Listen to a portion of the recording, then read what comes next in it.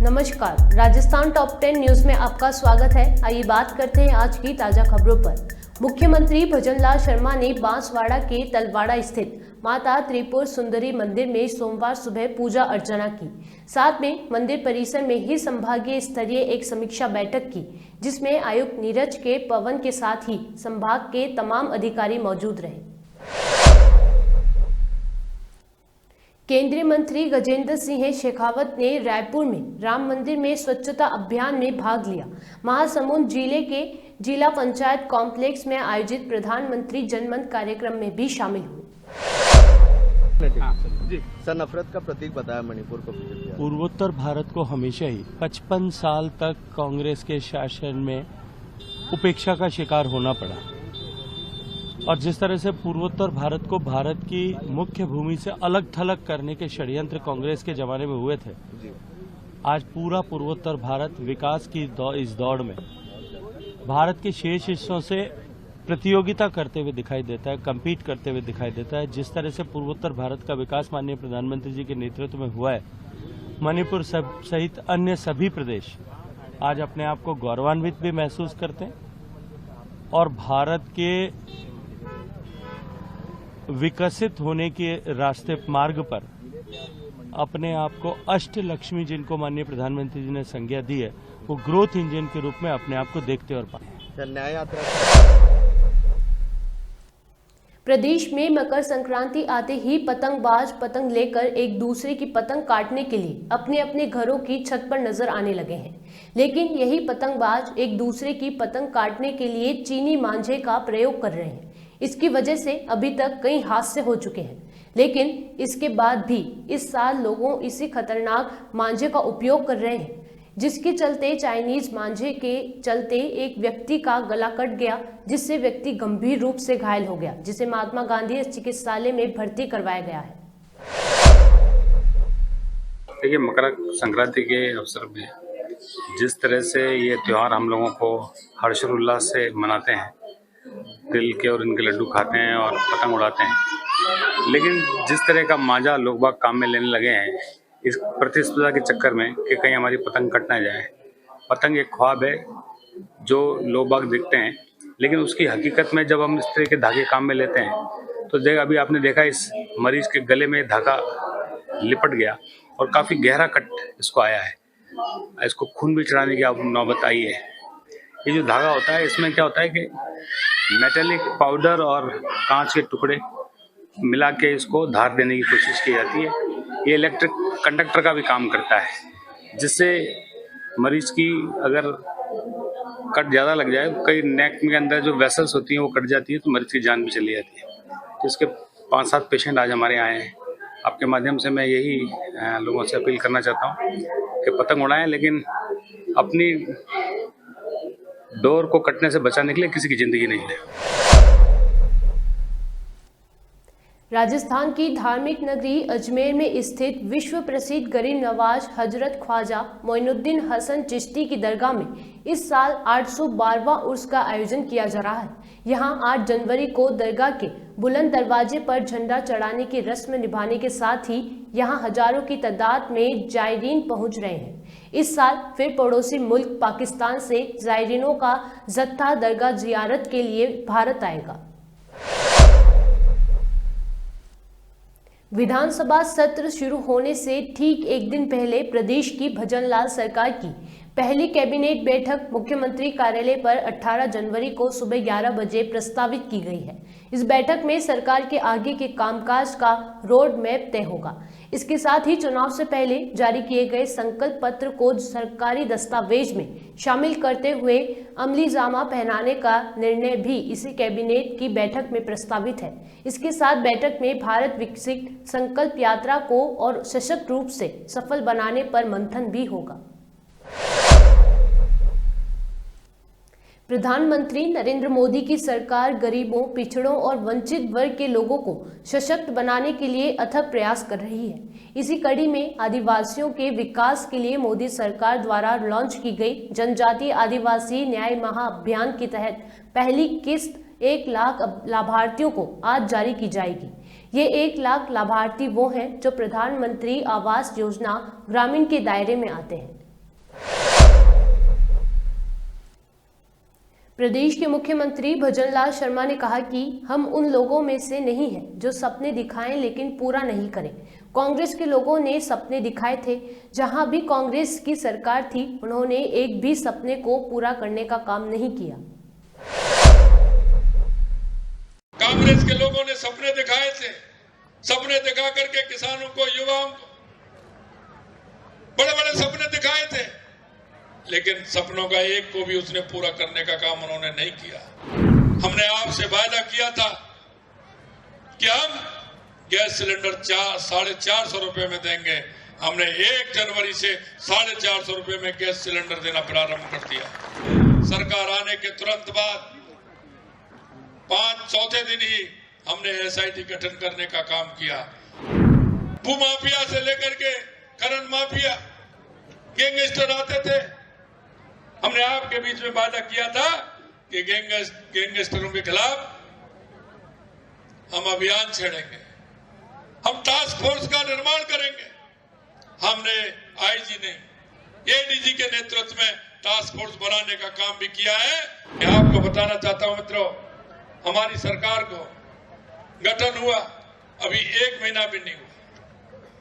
1 महीना कल होने वाला है, लेकिन मैं आपसे निवेदन करना चाहता हूं कि हमारा जो संकल्प पत्र था, उस संकल्प पत्र के माध्यम से, क्योंकि हम उन लोगों में से नहीं है, कांग्रेस के लोगों ने सपने दिखाए थे, सपने दिखा करके किसानों को, युवाओं को बड़े बड़े सपने दिखाए थे, लेकिन सपनों का एक को भी उसने पूरा करने का काम उन्होंने नहीं किया। और उन्होंने गारंटी दे रहे थे। गारंटी कब दे रहे थे? 4.5 साल निकलने के बाद, चुनाव के 2 महीने पहले, आचार संहिता लगने से 15 दिन 1 महीने पहले।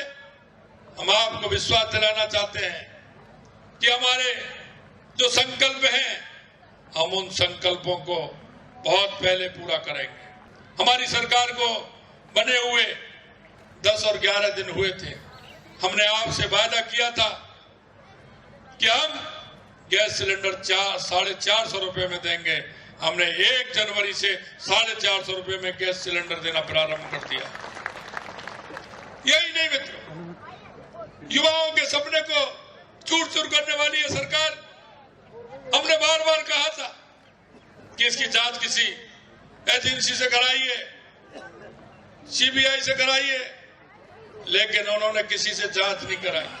हमने कहा था कि हमारी सरकार आई तो हम एसआईटी गठित करेंगे, और हमने सरकार आने के तुरंत बाद 5 दिन ही हमने एसआईटी गठन करने का काम किया, क्योंकि जिन युवाओं के सपनों को चूर चूर करने वाली वो सरकार, उस पिता और पुत्र के बीच में खाई पैदा करने वाली वो सरकार, जिसने वादा किया था कि हम रोजगार देंगे, लेकिन रोजगार तो दिया नहीं, लेकिन उनके पेपर लीक करा करके उन युवाओं के साथ कुठाराघात करने का काम किया। मैं युवाओं को विश्वास दिलाना चाहता हूं कि किसी भी प्रकार से हम ऐसे लोगों को बख्शने वाले नहीं हैं। जो नकल में, कितना भी बड़ा व्यक्ति हो जिसने नकल कराने का काम किया है और जिन्होंने नकल करा करके इस प्रदेश को बदनामी के कगार पर पहुंचा है, उनको किसी भी कीमत पर बख्शा नहीं जाएगा। आए दिन आप देखते थे कहीं ना कहीं किसी तरह की घटना होती थी। भूमाफिया से लेकर के खनन माफिया, गैंगस्टर आते थे। हमने आपके बीच में वादा किया था कि गैंगस्टरों के खिलाफ हम अभियान छेड़ेंगे, हम टास्क फोर्स का निर्माण करेंगे। हमने आईजी ने एडीजी के नेतृत्व में टास्क फोर्स बनाने का काम भी किया है, और उन्होंने भी अब कह दिया है कि किसी भी क्षेत्र में राजस्थान, क्योंकि राजस्थान शांति के नाम से जाना जाता है, राजस्थान शक्ति और भक्ति के नाम से जाना जाता है, राजस्थान को हम इस तरह का प्रदेश, अशांति का प्रदेश नहीं बनने देंगे। और हमने टास्क फोर्स का निर्माण किया है और उन्होंने अपना काम स्टार्ट कर दिया है। मैं आपको कहना चाहता हूं, किसी भी तरह की अशांति ये राजस्थान प्रदेश नहीं झेलेगा। यही नहीं मित्र, हमने जो आपसे वायदे किए, हम एक एक वायदे को पूरा करेंगे। और मित्रों, मैं इतना ही कहना चाहता हूं, हमारे देश के यशस्वी प्रधानमंत्री नरेंद्र मोदी जी, जिन पर देश की सारी जनता विश्वास करती है और जनता कहती है कि अगर मोदी है तो मुमकिन है, और मोदी जी जो कहते हैं वो करते हैं, और करते हैं वही कहते हैं। ये जनता में जो विश्वास है, निश्चित रूप से हम आपके विश्वास को पूर्ण रूप से बनाते हुए उस क्षेत्र में हम काम कर रहे हैं। इसलिए माननीय यशस्वी प्रधानमंत्री जी ने इस विकसित भारत संकल्प यात्रा के माध्यम से एक एक गांव, एक एक ढाणी में किसी भी तरह से कोई परेशान नहीं रहे, हमारा वो जो व्यक्ति जिसको लाभ मिला है उसको लाभ मिले, इस उद्देश्य को लेकर के इन्होंने यात्रा का आगाज किया है।